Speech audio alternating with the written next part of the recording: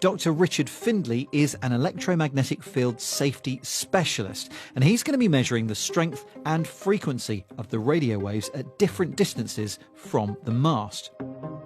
So first we're going to put the probe right up on the middle of the transmitter. Yes, okay, that's right. Let's go for it.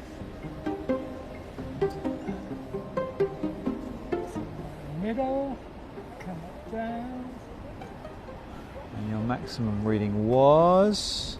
550. 551.6%. So basically, if you were to strap yourself to that transmitter 3 meters up there, you'd be getting 5 times the guidelines. Yes, you'd be overexposed. Okay, but no one's going to do that. No. Okay, so shall we go over there, which is, what would you say, there's 2 or 3 meters in that direction, and see how the signal drops off? Yep.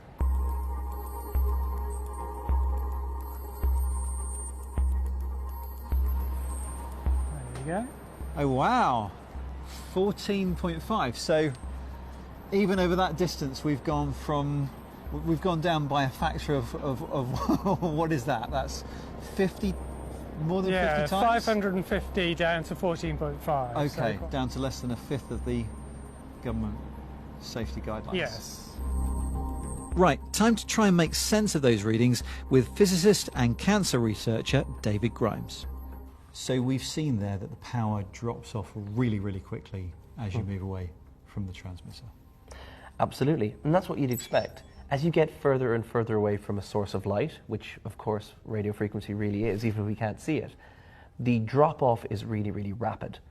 And by the time you're even an appreciable distance away from any kind of transmitter, it's way more likely that your phone itself is going to be emitting a lot more than any of these transmitters are. Do you think one of the worries about 5G is that there's talk of using higher frequency radio waves? I think absolutely. I think people have an intuitive understanding that higher frequency is higher energy. But I think what people really need to be aware of is that this kind of radiation is still very, very non-ionizing. What that means is it doesn't have the fundamental energy to liberate an electron and cause damage. If you want to cause, say, cancers and things like that, you typically need to cause that kind of DNA damage.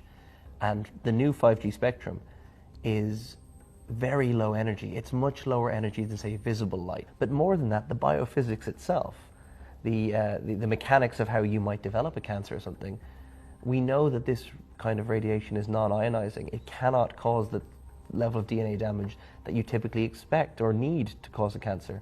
And so for that reason, the combination of epidemiological evidence and biophysical evidence, we don't have any current cause for concern.